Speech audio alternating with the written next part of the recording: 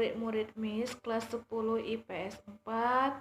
Kali ini kita bertemu di dalam classroom kita kelas geografi untuk khusus 10 IPS 4. Nah, hari ini Miss yang akan mengajarkan bidang studi geografi sama kalian semua di kelas 10 IPS 4. Itu terkhusus ya, Nak. Nah, perkenalkan, nama Miss adalah Miss Eva Martina Hasibuan SPD. Di sini Miss mengajar di kelas 10, yaitu di kelas kalian. Semoga kita saling berinteraksi ya, Nak, dalam pelajaran kita dalam 1 tahun ke depan.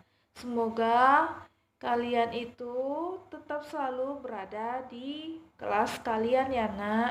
Nah, waktu minggu lalu Miss Yunita pernah mengajari kalian tentang pelajaran geografi. Nah, kali ini kita kupas kembali ya, Nak.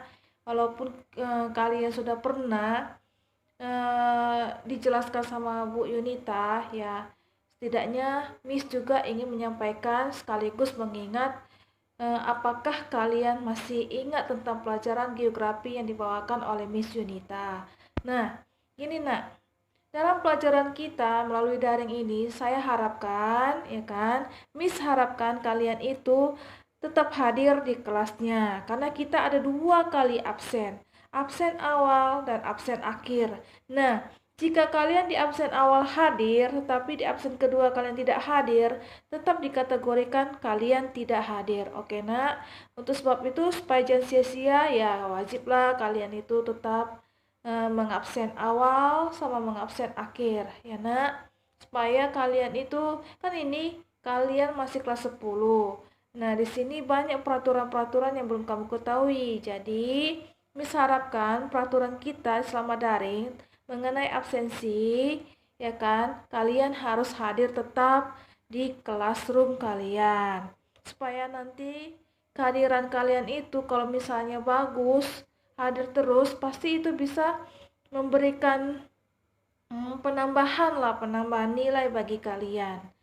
Jadi Miss harap kalian itu dalam keadaan sehat dan tetap berada di kelasnya.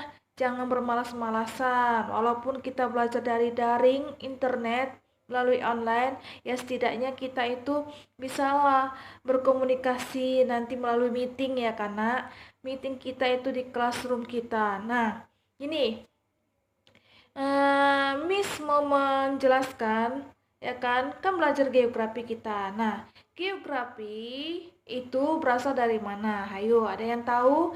Kalau kita lihat di sini, lingkungan ini juga dikategorikan sebagai geografi, ya kan? Nah, geografi itu berasal dari bahasa Yunani, ya kan? Yunani apa? Yunani kuno. Nah, geografi terbagi atas 2 kata, geo dan graphein. Geo itu bumi, graphein itu lukisan atau gambaran. Makanya geografi itu adalah sebuah lukisan, sebuah gambaran yang ada di permukaan bumi ini. Sudah, tempat tinggal kita saat ini pun itu geografi.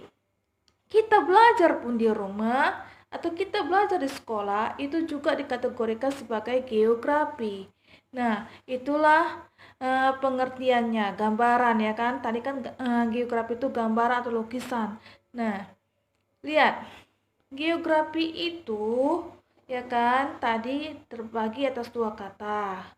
Nah, kalau orang yang melakukan geografi ataupun sedang melakukan studi pembelajaran geografi itu dikategorikan geografer. Ya kan, geografer. Bukan fotografer ya, geografer itu orangnya yang belajar geografi. Kalau geografi itu ya kan ilmu yang mempelajari tentang penggambaran segala bentuk muka bumi itu dikategorikan kartografi. Ya kan, kartografi itu ilmu tentang pemetaan yang menggambarkan seluruh permukaan bumi, baik itu bentuknya, lokasinya, datarannya, itu semua dinamakan sebagai kartografi. Nah, orang yang melakukan pemetaan disebut kartografer. Sudah, Nak? Nah, kemarin ya kan, Miss Yunita pasti sudah menyampaikan materi dan kalian juga sudah belajar mungkin gini. Siapakah orang yang bisa membuat penggambaran bentuk muka bumi ini dalam bentuk tulisan? Siapa? Ayo. Yaitu Eratosthenes.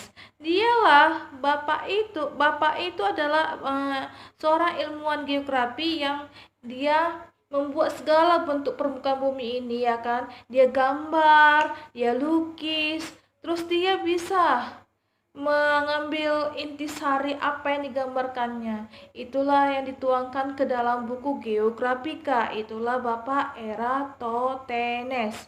Sudah? Nah, setelah itu tadi kan yang Eratosthenes tadi sudah menggambarkan permukaan bumi mengenai bentuk segala-segalanya dan dituliskan ke dalam buku yang geografi. Nah, di sini juga ada seorang tokoh geografi seperti Claudius Ptolemaeus. Nah, di situ dia membuat segala bentuk-bentuk muka bumi itu menjadi buku sejarah yang dituangkan ke dalam sebuah pemetaan. Buku lah, sama juga, tapi ini buku bersejarah tentang buku sejarah bentuk-bentuk muka bumi dari tahun yang lalu ke tahun yang lalu sampai sekarang. Itu adalah si Claudius Ptolemaeus. Sudah? Nah, kita pasti kalian sudah diajarkan sama Miss Yunita kalau di dalam geografi itu ada namanya konsep, ya kan? Di bumi kita itu pasti ada konsep. Konsep itu apa? Cara ataupun tata atau cara-cara dalam pembelajaran bumi kita ini. Nah, dalam pembelajaran geografi, ya kan, ada ditemukan 10 konsep geografi secara esensial. Masih ingat? Pertama, konsep lokasi. Ya kan, Nak? Nah, konsep lokasi itu dia menyatakan tempat. Tadi Miss bilang pertama sekali, kalau kita belajar pada saat ini, itu juga dinamakan lokasi. Nah, kamu belajar di mana? Pasti di rumah kan? Di rumah kamu itu. Nah, rumah itulah sebagai tempatmu, lokasimu belajar, ya kan? Itu yang dikategorikan sebagai konsep lokasi, menyatakan tempat. Udah? Nah, misalnya lagi, contoh. Konsep lokasi yang berhubungan dengan sekolah gini. Saya bersekolah di SMA Brigjen Katamso untuk menuntut ilmu. Ada nggak konsep lokasinya? Ya, pasti ada. Di mana konsep lokasinya? Yaitu sekolah SMA Brigjen Katamso. Itu lokasi. Sudah, Nak? Nah, yang kedua, ya kan? Konsep jarak. Konsep jarak itu menyatakan adanya jarak satu dengan lain, ya kan? Misalnya dari rumah kamu hendak pergi misalnya ke sekolah lah, ya kan? Kamu pengen pergi ke sekolah, misalnya kan ambil buku lah, misalnya kan, ambil buku Dana Bos. Nah, kamu tadinya di rumah, ya kan? Misalnya di jalan Pajak Melati misalnya. Nah, hendak mengambil buku Bos di sekolah SMA Brigjen Katamso. Nah, antara Pajak Melati sama sekolah SMA Brigjen Katamso pasti itu ada jarak, ya kan, Nak? Itu jarak itu adalah berapa arah yang ditempuh menuju Pajak Melati ke sekolah. Itu yang dikategorikan jarak, ya kan? Contohnya seperti itu. Nah, itu ada 10. Nah, ini Miss cuma menanyakan, masih ingat yang lokasi, jarak, yang ketiga ada pola, ada keterjangkauan, pola, morfologi, semua ada, sampai terakhir keterkaitan ruangan. Sudah, pasti itu sudah dijelaskan oleh Miss Yunita sama kalian. Jadi Miss hanya mengupas sejenak. Sudah, Nak? Nah, berbicara tentang lokasi, ya kan? Konsep lokasi itu ada dua, ya kan? Satu konsep lokasi absolut. Kalau konsep lokasi absolut itu, dia itu contohnya gini, Indonesia terletak di antara 6 derajat lintang utara sampai 11 derajat lintang selatan dan 95 derajat bujur timur sampai 141 derajat bujur timur. Itulah yang dikategorikan sebagai letak absolut, ya kan? Yang benar-benar bersifat tetap. Itulah letak astronomis Indonesia. Sudah? Yang kedua, konsep lokasi relatif. Nah, konsep relatif itu ya kan, kalau dia relatif berarti itu dia mau berubah-ubah. Kenapa berubah-ubah? Bisa saja itu dikategorikan karena pergeseran lempeng kah, atau karena ada penambahan jalan gitu contohnya. Kita ambil salah satunya untuk konsep lokasi yang relatif ya. Nah, gini. Adakah kalian yang tahu berapa sih kemiringan bumi kita ini? Kan pasti ada juga yang berpendapat 23,5, ada yang berpendapat 31,5. Nah, itu kan dia mau berubah-ubah kan? Itu dia konsep relatif ya kan? Sebenarnya kalau kita teliti, ya kan, kalau kita lihat kemiringan bumi itu 23,5 itu berdasarkan para ahli geografi zaman lalu yang meneliti tentang bumi. Mereka sudah pergi meneliti ke luar angkasa seberapakah kemiringan. Nah, mereka tentukan titik-titiknya, jarak lintasannya. Di situ mereka sudah menemukan kalau kemiringannya 23,5 derajat. Nah, setelah itu datang lagi orang misalnya kebangsaan dari Italia sana meneliti tentang bumi. Nah, mereka mau melihat berapa kemiringan bumi. Bisa saja jarak lintasannya berubah akibat adanya pengaruh titik orbit itu ya kan, bisa saja berubah. Makanya itulah dikategorikan sebagai konsep lokasi relatif yang bisa berubah akibat lintasan orbit, bisa pergeseran lempeng bisa. Nah, akibat pergeseran lempeng ini, tahukah kalian apa letak geografis Indonesia? Ya kan? Indonesia itu dikategorikan sangatlah luas, besar, sangatlah strategis karena posisi kita ini Indonesia, posisi wilayah kita itu posisi silang. Jadi apakah nanti suatu saat di tahun 2000 tahun 250 juta ke atas atau sampai 300-an juta tahun, bisakah letak geografis kita itu berubah? Tentu bisa. Dulunya bumi kita ini selalu saja berubah letak-letaknya diakibat itu tadi pergeseran lempeng. Udah.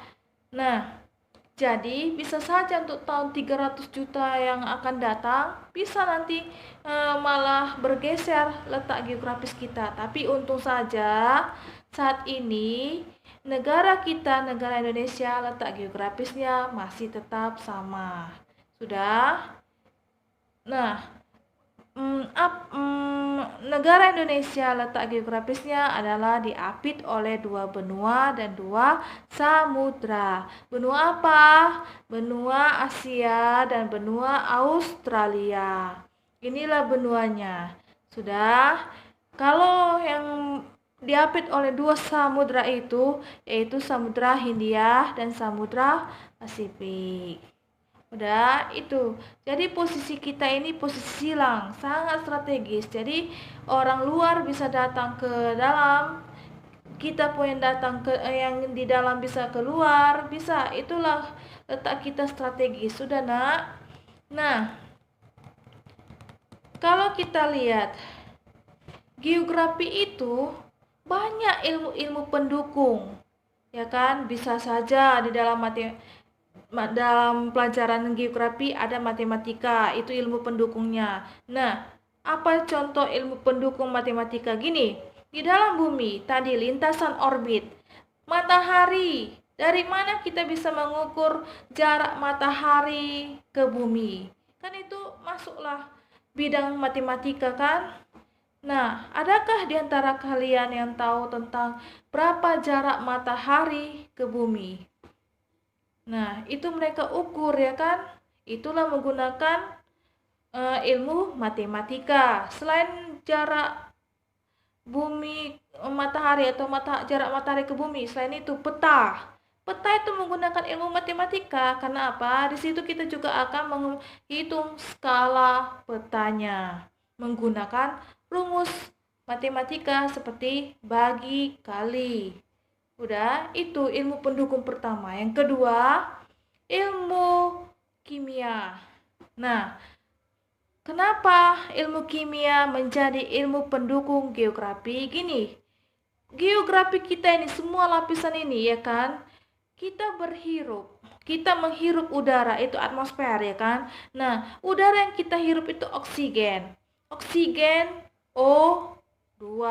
Itu kan lambang kimia kan, Nak? Nah, kalau kita keluarkan napas kita, ya kan, pasti itu dinamakan CO2 karbon dioksida. Itu juga lambang kimia. Makanya tadi saya bilang kalau ilmu pendukung lainnya kimia juga masuk ke dalam pelajaran geografi. Nah, masih banyak lagi ilmu-ilmu pendukung lainnya. Jadi, kalian nanti silakan cari tahu ya, Nak, apa saja ilmu-ilmu pendukung dalam pelajaran geografi. Nah, nanti juga kita akan mempelajari yang namanya prinsip geografi. Nah, prinsip, semua orang itu memiliki prinsip, tujuan hiduplah istilahnya. Sudah? Nah, kalau kita memiliki prinsip berarti tujuan kita itu sudah akan berhasil. Begitu juga dengan yang ada di dalam permukaan bumi.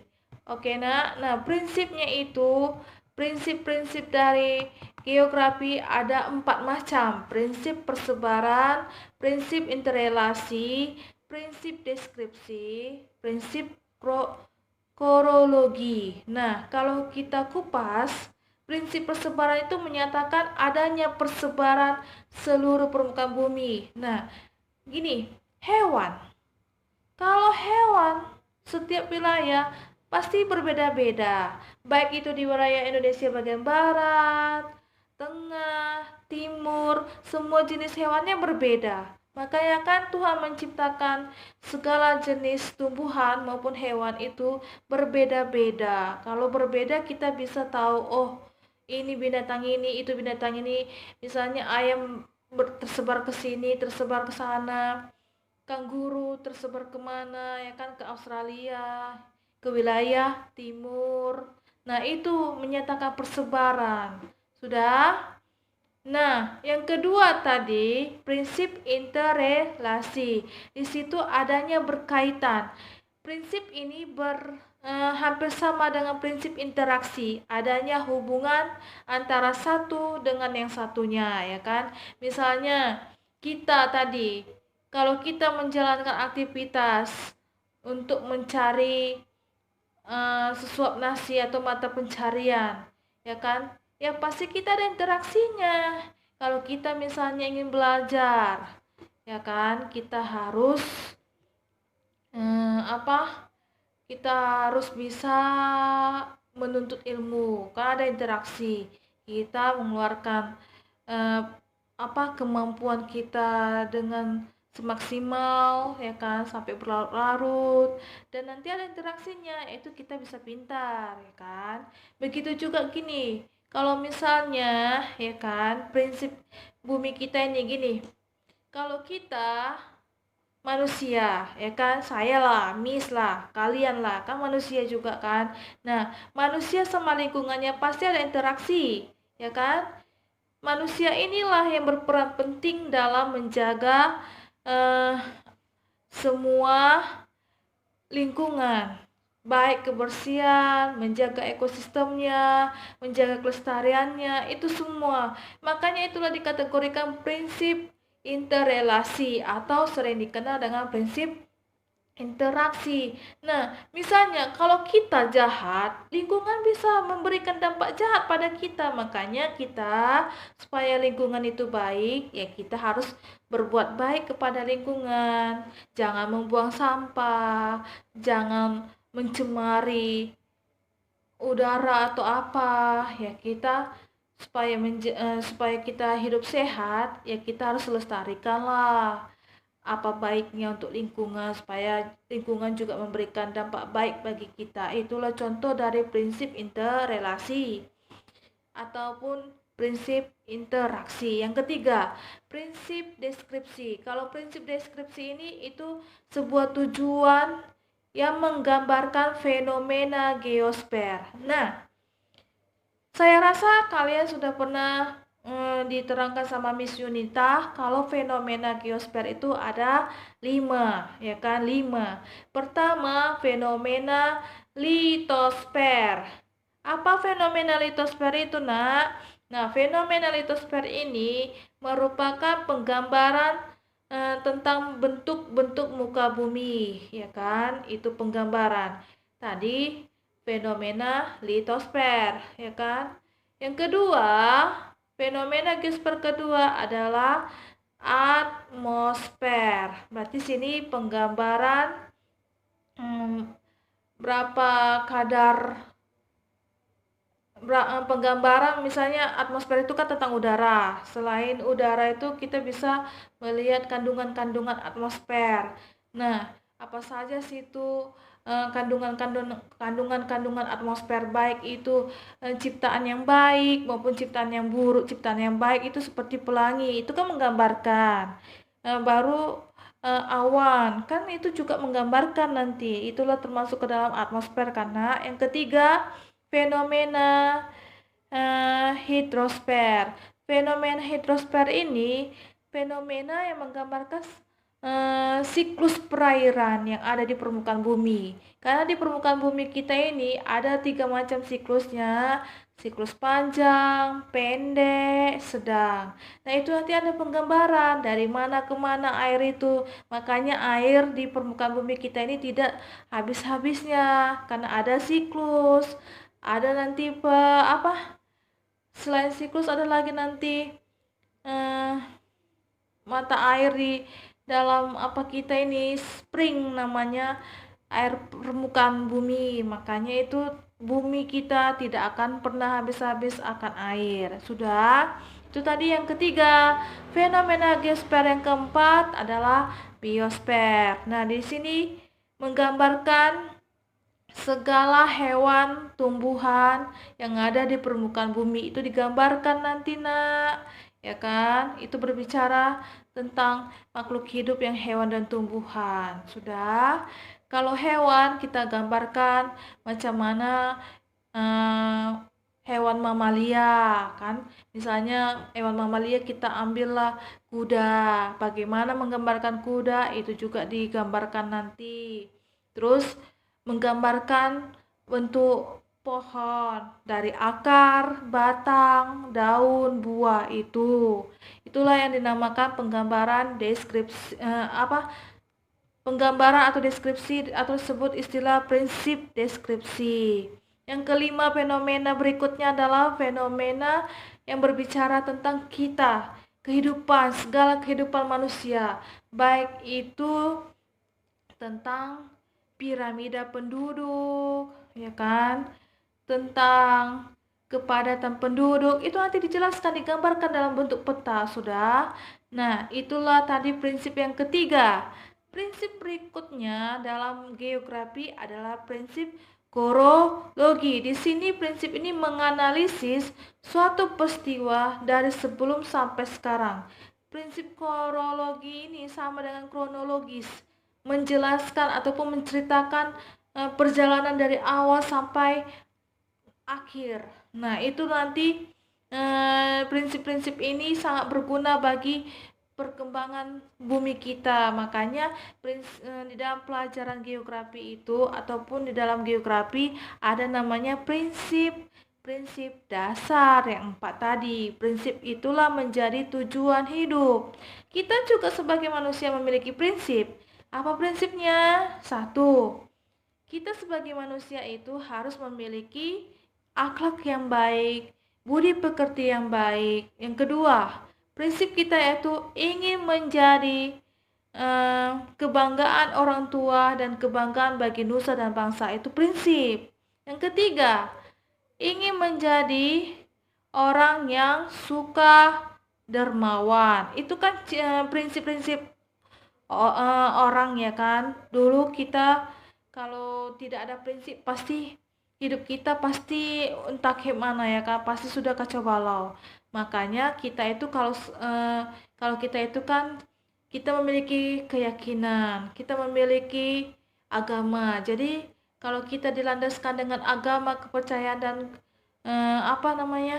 niat, pasti prinsip kita itu bisa terwujudkan. Begitu juga dengan prinsip geografi. Oke nak, sampai di sini dulu pelajaran kita. Nanti kalian silakan tonton video yang Miss kasih. Dan nanti juga ada sebuah tugas dalam GCR. Nanti itu kalian kerjakan ya nak. Oke kelas, sampai berjumpa kembali. Dan semoga kalian anak-anak Miss 10 IPS 4 tetap semangat dan tetap berada di rumah, jangan kemana-mana.